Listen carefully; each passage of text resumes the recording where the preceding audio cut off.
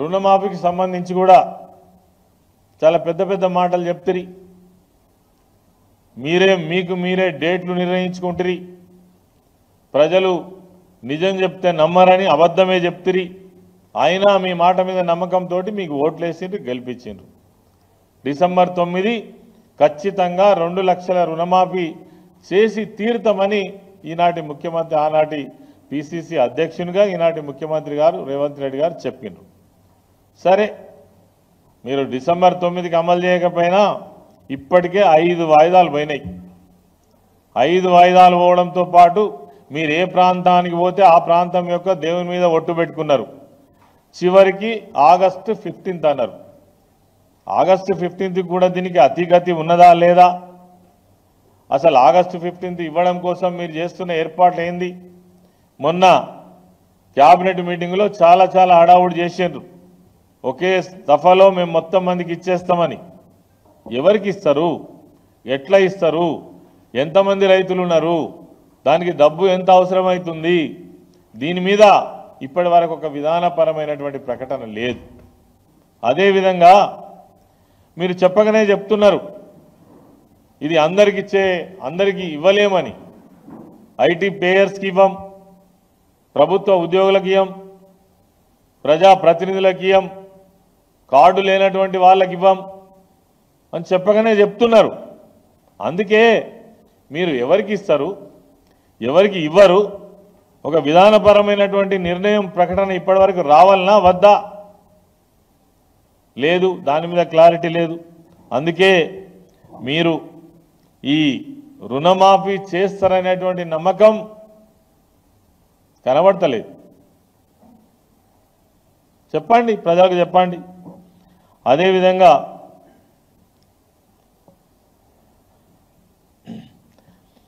రైతు భరోసా విషయానికి వచ్చినప్పుడు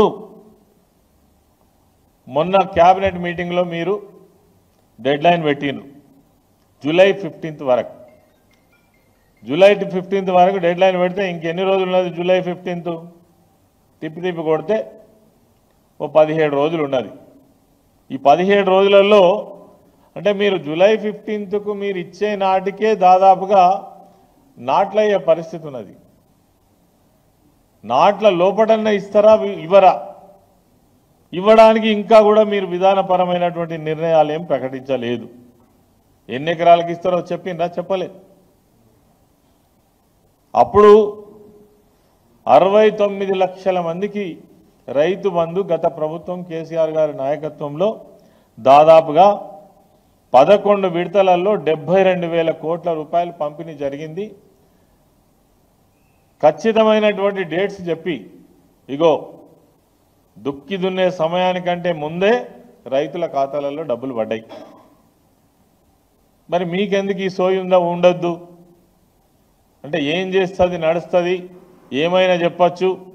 2 ఎలక్షన్స్ అయిపోయినాయి, మమ్మల్ని ఎవరు అడిగేటోళ్ళు ఉన్నారని మీరు భావించవచ్చురు. కానీ రైతులు కావచ్చు, ప్రజలు కావచ్చు, మీరు చేస్తున్నటువంటి, మీరు మాట్లాడుతున్నటువంటి, మీరు వ్యవహరిస్తున్నటువంటి తీరు ఖచ్చితంగా ఎప్పటికప్పుడు ఇది కౌంట్ అవుతుంది. తప్పకుండా మీ తప్పులు ప్రజలు లెక్క పెడుతూనే ఉంటారు. అదేవిధంగా ఆనాడు ప్రభుత్వం సాగు విస్తరణ పెంచడం కోసం అనేక చర్యలు తీసుకున్నది. నీళ్ళు ఇవ్వడం కావచ్చు, కరెంట్ ఇవ్వడం కావచ్చు, తర్వాత రైతులకు ఒక భరోసా కల్పించడం కావచ్చు. అందుకే సాగు విస్తీర్ణం కూడా బ్రహ్మాండంగా పెంచినటువంటి ప్రభుత్వం కేసీఆర్ గారి ప్రభుత్వం. ఉదాహరణకు చెప్పాలంటే 1,31 లక్షల ఎకరాలకు అరాకొర నీళ్ళు అందే పరిస్థితి నుంచి 2,60 లక్షల ఎకరాలకు నీళ్ళు ఇచ్చేటువంటి పరిస్థితికి 9-10 సంవత్సరాలలో గత ప్రభుత్వం బ్రహ్మాండంగా వ్యవసాయ రంగాన్ని తీర్చిదిద్దింది. మరి ఇలా మీ మీద నమ్మకం లేదు. పోయిన సంవత్సరం ఏదైతే వేసంగి పంట ఉన్నదో మీ మీద నమ్మకం లేకనే సాగు విస్తీర్ణం మొత్తం తగ్గిపోయింది. దాదాపు మీరు లెక్కలు చూసుకోండి, ప్రతి జిల్లాకు సంబంధించి సాగు విస్తీర్ణం చాలా తగ్గిపోయింది. ఒకవేళ సాగు విస్తీర్ణం తగ్గిపోయినప్పటికీ కూడా రైతులు కష్టపడి పండించినటువంటి పంటను కొనుగోలు విషయంలో కూడా ముప్పు తిప్పలు పెడితే ఒక్కొక్క రైతు ధాన్యం మోసిన తర్వాత నెల రోజుల వరకు 15 రోజులు నెల రోజులు 2 సార్లు 3 సార్లు వర్షాలు పడి ధాన్యం దడిస్తే కూడా దయా కరుణ లేకుండా ఆనాడేమో ఒక్క రోజు లేట్ అయితే వచ్చి ధర్నాలు చేస్తురి. ఈ ప్రభుత్వం ఏదో చేయలేదన్నట్టు బూచి చూపిస్తురి, దోషుల్లాగా చూపిస్తురి.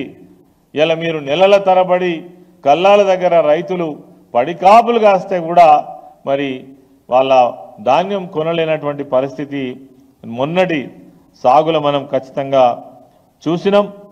అదేవిధంగా రైతులను ఆదుకోవడం కోసం గత ప్రభుత్వం చాలా నిర్ణయాలు తీసుకున్నది. ఇదివరకే అనేక సార్లు చెప్పడం జరిగింది.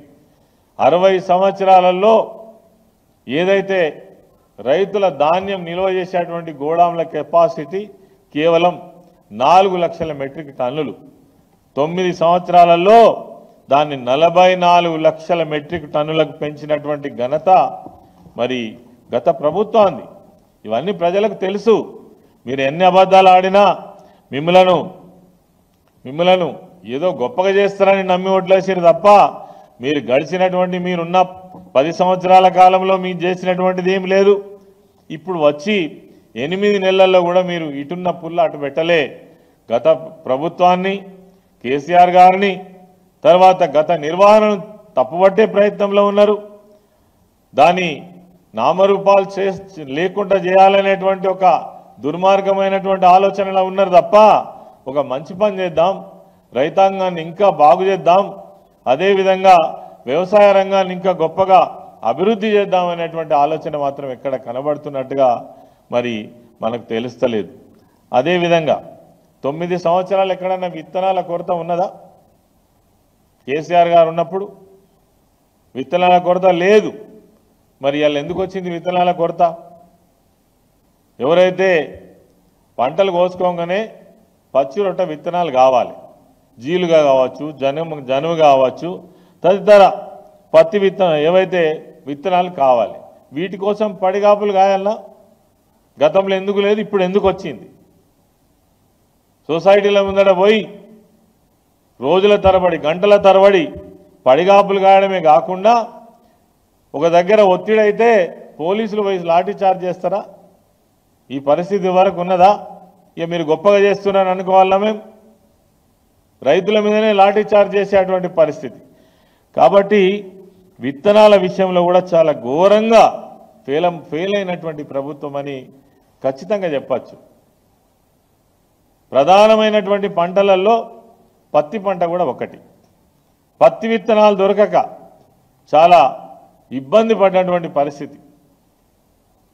పత్తి విత్తనాల కోసం చెప్పులు లైన్లో పెట్టడం, పాస్ పుస్తకాలు లైన్లో పెట్టడం, గంటల తరబడి రోజుల తరబడి విత్తనాల కోసం ఎదురు చూస్తున్నటువంటి పరిస్థితి ఈరోజు మనం ఈ ప్రభుత్వంలో చూసినాం.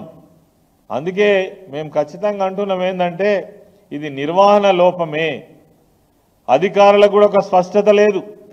ఇవాళ విత్తనాలు వస్తాయి మేము ఇస్తామని తెలియదా? ఒక ప్రభుత్వం నిర్వహిస్తున్నటువంటి ప్రభుత్వం కొత్తగా రావచ్చు, నాయకులు కొత్తగా రావచ్చు, కానీ అధికార యంత్రాంగం అంతా కూడా గత సీజన్లో ఏ పంటకు ఎన్ని విత్తనాలు వాడినాం, ఏ జిల్లాలో ఎన్ని విత్తనాలు ఇచ్చినాం, ఇవన్నీ లెక్క పక్క లేకుండా ఉన్నారా?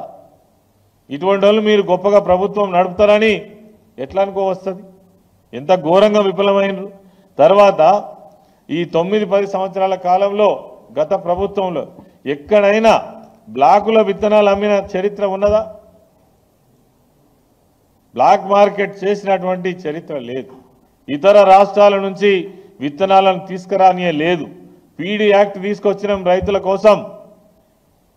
పీడీ యాక్ట్ తీసుకొచ్చి ఎక్కడ నకిలీ విత్తనాలు అమ్మినా కఠినమైన చర్యలు తీసుకుంటామని అనేక కేసులు పెట్టి బెదిరించి రైతులకు రక్షణ కల్పించినటువంటి ప్రభుత్వం ఇవాళ అస్తవ్యస్తమైన పరిస్థితి. కొండగల్లో స్వయంగా ముఖ్యమంత్రి గారి నియోజకవర్గంలో అక్కడ నకిలీ విత్తనాలు పట్టుకున్నారు. ఇప్పటివరకు చర్యలు లేవు. నకిలీ విత్తనాలను మీరు ప్రోత్సహిస్తున్నారా?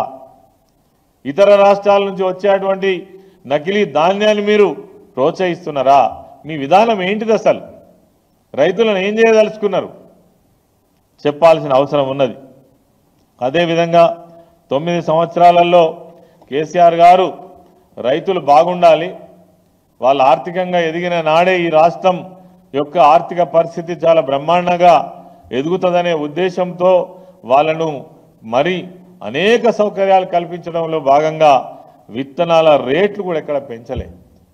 ఇలా విత్తనాల రేట్లు విపరీతంగా పెంచారు మీరు.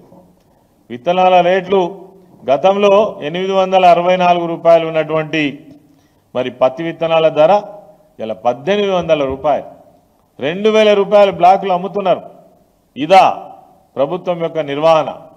దీనికోసమేనా మిమ్మలను మరి గొప్పగా ఓట్లేసి అధికారంలోకి తీసుకొచ్చింది? ఇది చూడడం కోసమేనా? అదేవిధంగా ఇతర విత్తనాలను కూడా చాలా దారుణంగా ధరలు పెంచేసినటువంటి, అంటే మంచి చెడ్డలు కూడా ఆలోచించకుండా దీనివల్ల రైతులకు భారమవుతుందా అనేటువంటి కనీసమైనటువంటి ఆలోచన కూడా లేకుండా ఇబ్బడి ముబ్బడిగా మరి విత్తనాల ధరలు పెంచినటువంటి విషయాన్ని కూడా ఈ సందర్భంగా నేను మనవి చేస్తా ఉన్నాను. అదేవిధంగా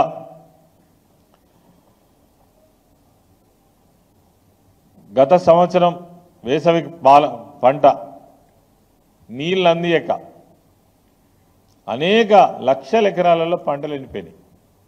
ఎండిపోయిన మాట వాస్తవం. అనేక పత్రికలు, టీవీ ఛానళ్ళు రిపోర్ట్ చేసినాయి. అయినా మీరు కళ్ళు మూసుకొని పిల్లి పాలు తాగినట్టుగా ఎక్కడ పంటలు ఎండిపోలేదని చెప్పేసి మీరు, మీ నాయకులు, ముఖ్యమంత్రి గారు, స్వయంగా వ్యవసాయ మంత్రి గారే స్టేట్మెంట్ ఇస్తారు, పంటలు ఎక్కడ ఎండిపోలే, అంత బాగానే ఉన్నదని. అంటే మీకు మీరు అనుకుంటే అయిపోద్దా? రైతులేమో పంటలు ఎండిపోయి ఇబ్బంది పడుతుంటే పంటలు గాలబెట్టుకున్నారు, నీళ్లు రాక పశువులను వదిలిపెట్టిండ్రు. ఒక్కొక్క దగ్గర అయితే పరిధిగా వదిలిపెట్టిండ్రు. కొంతమంది రైతులు దాదాపుగా ఒక 250 మంది రైతులు చనిపోయారు. 250 మంది రైతులు చనిపోతే ఎక్కడ చనిపోలేదని మీకు మీరే నిర్ధారణ చేసుకుంటారు. నేను అనేది ఈ సందర్భంగా రైతుల పక్షాన మేము అడుగుతా ఉన్నాం. ఏవైతే పంటలు ఎండిపోయినటువంటి నష్టపోయిన రైతులకు మీరు 10,000 రూపాయలు ఇస్తామన్నారు. 10,000 రూపాయల ఈ నష్టపరిహారాన్ని ఇప్పటి వరకు ఎంతమందికి ఇచ్చిండ్రు?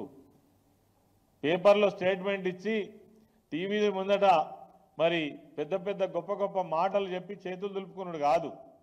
ఎంతమందికి, ఎన్ని ఎకరాలకు, ఎన్ని లక్షల ఎకరాలకు, ఎంతమంది రైతులకు 10,000 రూపాయలు ఇచ్చిండ్రో వ్యవసాయ శాఖ మంత్రి కావచ్చు, ముఖ్యమంత్రి కావచ్చు రైతులకు సమాధానం చెప్పాల్సినటువంటి అవసరం ఉందని ఈ సందర్భంగా